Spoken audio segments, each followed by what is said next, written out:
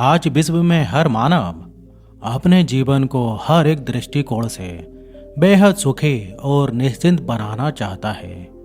इस दौड़ में जीवन की हर एक पहलू जैसे इस शारीरिक, मानसिक, आर्थिक, पारिवारिक, सामाजिक, आध्यात्मिक ऐसे क्षेत्र में सुख की इच्छा रखता है। हर इंसान को बहुत अच्छे से पता है कि यह जीवन सिर्फ आनंद और सुख भोगने के लिए ही मिला है। लेकिन सबसे बड़ी और रोचक बात यह है कि आखिर ये सारे सुख चाहिए किसको? यदि मुझे चाहिए मतलब किसे चाहिए? आखिर मैं कौन हूँ? मेरा अस्तित्व क्या है? अगर मुझे सुख चाहिए तो मुझे मेरे सत्य स्वरूप में आना पड़ेगा। मैं कौन हूँ? इस स्वरूप में मुझे निरंतर रहना पड़ेगा। फिर मैं जो चाहता हूँ वह हर बात मेरे पास होगी। मेरे हर संकल्प पूरे होंगे। वास्तविक रूप से सारे सुख तो मेरे पास ही हैं, बस मैं अपने पास नहीं हूँ।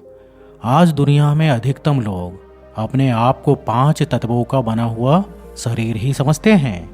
और सत्य देखा जाए तो हम शरीर को चलाने वाले अति सूक्ष्म पॉइंट ऑफ लाइट आत्मा है, जो कि शरीर में ब्रेन के मध्य में हाइपोथैलेमस पिट्यूटरी के बीच में स्थिर रहकर सूक्ष्म शरीर और 7 चक्रों द्वारा इस शरीर को चलाते हैं और हर बात का अनुभव करते हैं। दुनिया में 2 प्रकार के कॉन्शियसनेस हैं, जैसे कि एक है बॉडी कॉन्शियसनेस और दूसरा है सोल कॉन्शियसनेस। विश्व में इस बात को अहम मान्यता है कि जिस कॉन्शियसनेस में आप चलते हो उसी अनुसार विश्व आपसे प्रभावित होकर आपके जीवन पर उसका प्रभाव आता है और आपके जीवन में सुख या दुख की प्रवेशता होती है। बॉडी कॉन्शियसनेस मतलब अपने आप को प्रकृति समझना और प्रकृति समझने के कारण प्रकृति के सारे दुखों का अनुभव आपको होना शुरू होता है और आपका जीवन दुखों से भरपूर होता है। इसके विपरीत अगर आप अपने सत्य स्वरूप में आ जाते हैं, जो कि आप एक चैतन्य आत्मा हो, इस स्थिति में सदा काल स्थित होते हो तो सदा काल के लिए आपके जीवन में परम सुख की वर्षा होगी। आज की प्रस्तुति में हम ये समझेंगे कि आत्मा का इस शरीर के साथ क्या संबंध है, उसका स्वरूप कैसा है, शरीर में कहाँ रहती है तथा कहाँ से आती है और कहाँ जाती है, इस संसार में क्यों आई और क्या उसे मोक्ष मिल सकता है या नहीं। आइए आज इन्हीं प्रश्नों का उत्तर जानने की कोशिश करते हैं, क्योंकि हम जब तक ये नहीं जानेंगे तब तक हम वास्तविक सुख का अनुभव ही नहीं कर सकते। आत्मा एक चैतन्य शक्ति है, क्योंकि शरीर तो मात्र एक साधन है। आत्मा का शरीर के साथ का संबंध मैं और मेरे के रूप में स्पष्ट किया जाता है। जैसे कि कहते हैं मेरा शरीर, लेकिन मैं शरीर तो नहीं कहते। उसी तरह मेरा हाथ कहा जाता है, मैं हाथ तो नहीं कहा जाता। स्पष्ट है कि मैं कहने वाला चैतन्य शक्ति आत्मा इस शरीर का मालिक है। जिस प्रकार किसी व्यक्ति के हाथ में चाकू हो तो उस चाकू को पता नहीं है कि मुझे सब्जी काटनी है या किसी व्यक्ति का गला काटना है, वह निर्णय नहीं करता। उसी तरह उस चाकू का प्रयोग करने वाले हाथ भी ये नहीं सोचते कि मुझे इससे कोई सब्जी काटनी है या किसी व्यक्ति को मारना है, क्योंकि हाथ भी चाकू की तरह एक साधन है। सोचने वाली शक्ति, निर्णय करने वाली शक्ति तो आत्मा ही है। आत्मा एक अति सूक्ष्म दिव्य ज्योति बिंदु स्वरूप है। इसलिए व्यक्ति जब शरीर छोड़ता है तो दीपक जलाते हैं, अर्थात शरीर में स्थित चैतन्य ज्योति के यादगार स्वरूप ज्योति जगाते हैं। शरीर में आत्मा का निवास स्थान कहाँ है? दुनिया में आत्मा के शरीर में निवास के विषय में कई प्रकार की मान्यताएं हैं। जैसे कई लोग यह मानते हैं कि आत्मा हृदय में रहती है, लेकिन जब ऑपरेशन करके हृदय प्रत्यारोपण किया जाता है तो सवाल उठता है कि उस वक्त आत्मा कहाँ रहती है। कई कहते हैं कि आत्मा सारे शरीर में भ्रमण करती है।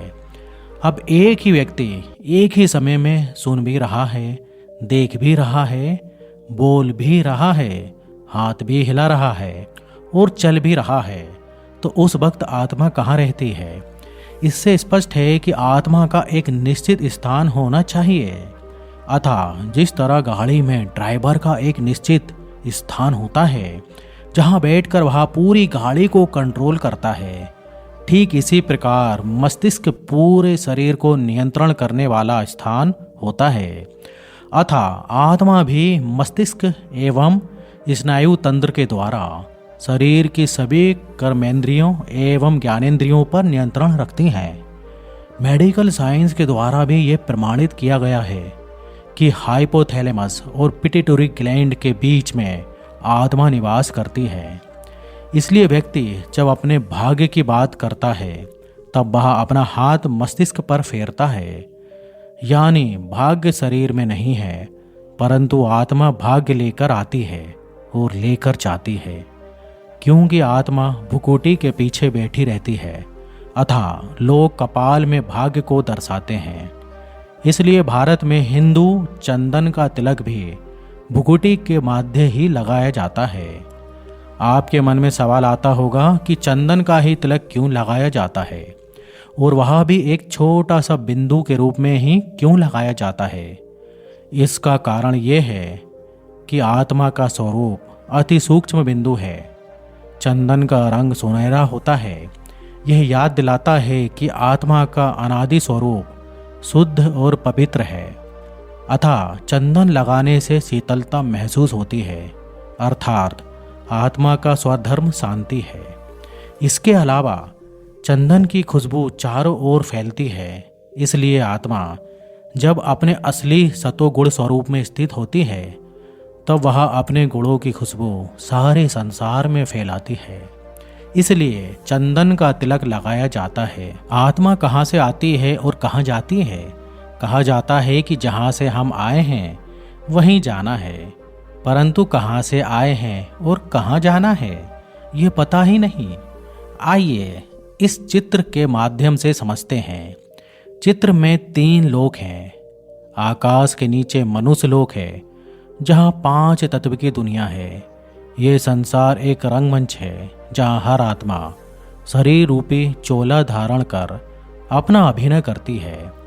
आकाश के ऊपर है सूक्ष्म देवलोक जहाँ सूक्ष्म देवताएं ब्रह्मा, विष्णु और शंकर निवास करते हैं।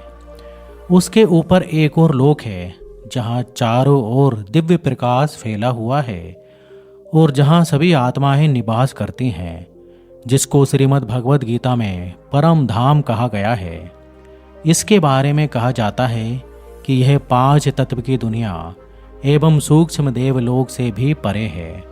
इसी को मोक्ष धाम या मुक्ति धाम भी कहा जाता है, जहाँ सभी आत्माएं मुक्त अवस्था में निवास करती हैं।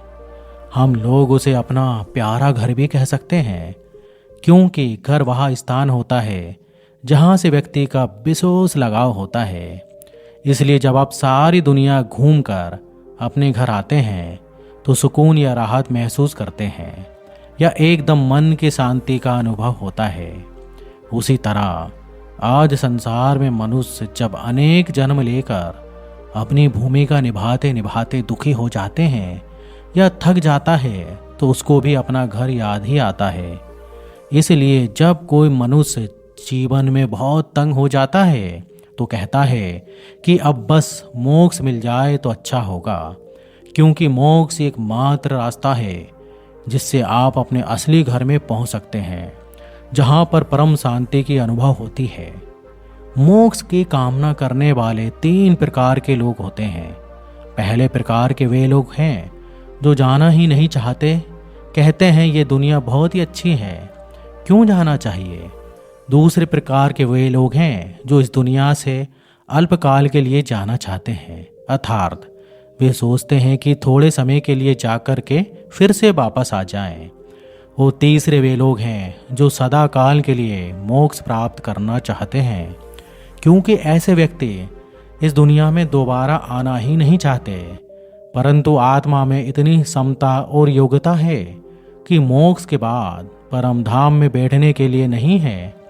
इसलिए परमात्मा ने ये दुनिया बनाई है ताकि आत्माएं अपनी योग्यताएं और क्षमताओं का उपयोग कर सकें और उसके फल को अनुभव कर सकें। जब कोई उसे सकारात्मक दिशा में लगाकर उसका सुख, खुशी और आनंद आदि का अनुभव करता है तो वह अनुभव मोक्ष में बैठने पर भी नहीं होता। जिस तरह दिन के बाद रात्रि आती है, तब क्षणिक ही सही परंतु कुछ पल के लिए विश्राम तो लेना ही पड़ता है, क्योंकि कोई भी क्रिया बिना रुके निरंतर नहीं चल सकती। उसी तरह संसार का यह आवागमन का खेल भी निरंतर नहीं चलता। एक समय आता है जब कुछ समय के लिए अवकाश लेना ही पड़ता है। सृष्टि रंगमंच पर अपना पाठ निभाने के पश्चात हमें भी लौटना पड़ता है। फिर निश्चित समय पर आत्माएं धीरे धीरे वापस लौटकर पुनः सक्रिय रूप से अपनी भूमिका निभाती हैं। इस प्रकार इस संसार में आत्माएं बढ़ती जाती हैं। जाने के समय सब एक साथ जाते हैं, परंतु आने के समय सब इन संसार में अपने अपने समय पर आते हैं। इस प्रकार इस संसार की जनसंख्या धीरे धीरे बढ़ने लगती है और जब ऊपर से सारी आत्माएं नीचे आ जाती हैं, तब परमात्मा भी अपने वायदे अनुसार आकर सबको साथ ले जाते हैं। जैसे किसी व्यक्ति का परिचय लेते हैं, वैसे ही आज हमने आत्मा के परिचय में 5 बातों को जाना। पहला यह कि उस चैतन्य शक्ति का नाम है आत्मा, अर्थात आत्मा कहो, रूह कहो, सोल कहो, शक्ति कहो या एनर्जी कहो। दूसरा, हमने इसके स्वरूप के बारे में ये जाना कि यह अति सूक्ष्म दिव्य ज्योति बिंदु स्वरूप है। तीसरा, हमने यह जाना कि उसकी योग्यता 7 गुण ज्ञान, पवित्रता, प्रेम, शांति, सुख, आनंद और शक्ति है। अगर आप इन सभी गुणों के बारे में डिटेल्स में जानना चाहते हैं तो हमारे चैनल पर मौजूद है, जाकर देख सकते हैं। चौथा, हमने यह जाना कि उसका स्थायी पता भुकुटी के मध्य और स्थायी पता शांति धाम है। और पांचवा, हमने यह जाना कि उसका वर्तमान कार्य है 7 गुणों से स्वयं को संपन्न बनाकर अपने जीवन को जीना, क्योंकि यही मानव जीवन जीने का परम उद्देश्य है। मित्रों, यही है आत्मा का संपूर्ण परिचय। आपको ये प्रस्तुति कैसी लगी कमेंट्स में ज़रूर बताइएगा। और अगर आप हमारे चैनल पर नए हैं तो हमारा देव फॉर मोटिवेशन चैनल को सब्सक्राइब अवश्य करें। तो फिर मिलते हैं नेक्स्ट वीडियो में। जब तक आप अपना ध्यान रखिए। धन्यवाद।